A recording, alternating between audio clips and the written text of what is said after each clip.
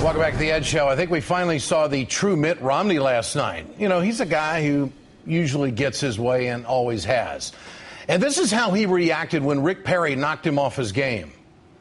You hired illegals in your home, and you knew about it for a year. And the idea that you stand here before us and talk about that you're strong on immigration is on its face the height of hypocrisy. Governor Romney? Rick, I don't think I've ever hired an illegal in my life.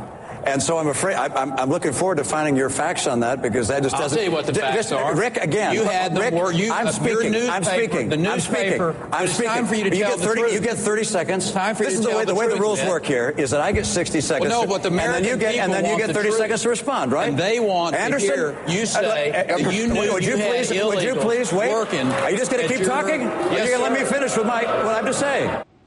Joining me tonight is Harold Cook, Texas Democratic strategist and author of the political satire blog Letters from Texas. Great to have you with us, Harold. I want to play the rest of the exchange between Romney and Perry. Here it is. We hired a lawn company to mow our lawn, and they had illegal immigrants that were working there. And when that was pointed out to us, we let them go. And we went to them and said, you have a problem with allowing someone to finish speaking. And I suggest that if you want to become president of the United States, you got to let both people speak. So first, let me speak. Harold, how does Mitt Romney's reaction speak to his character? Well, I don't think he did himself any favors. He was trying to defend himself against Perry's attacks and turn it around and attack Perry. But I think they both sounded shrill, and I think they both sounded like children. Well, they wanted to get across at one another for sure, but it seems to me that Mitt Romney lost his composure a little bit. This is not the Mitt Romney that we have seen in other debates, and I think it might be a snapshot of what he really is like. What do you think? Well, I think, look, Mitt Romney has been he is exponentially better in this presidential election at debates than he was the last time he ran for president. But this is not one of his finest moments, but neither was it Rick Perry's finest moment. Frankly, I think this gets away from politics and a little bit into psychology, in which it seems to me that both of these men are feeling extremely insecure about their vulnerabilities on the issue of immigration. This was the statement from the Perry camp about Romney after the debate. They said he's extremely thin-skinned. He got very rattled, and I think that's something we hadn't seen before. Then today, the Romney camp struck back with an ad questioning Perry's composure under pressure. Here it is.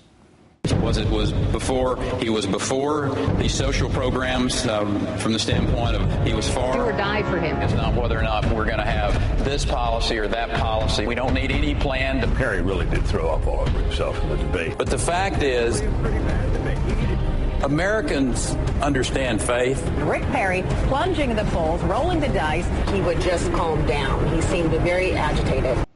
Who's looking like a winner at the end of the day, Harold?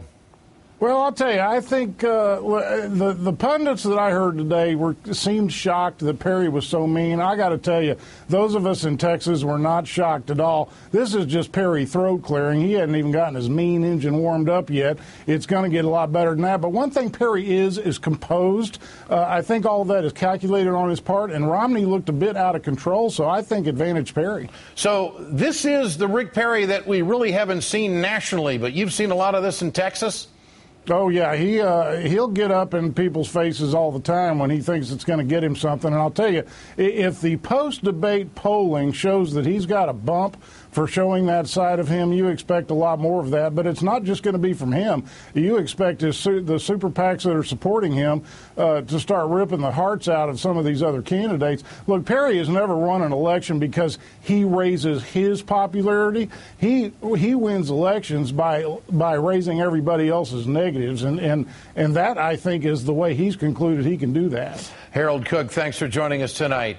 Appreciate Always your time. pleasure. A right-wing Fox News lie hit the mainstream when debate moderator Anderson Cooper repeated it last night. Psycho Talk is next.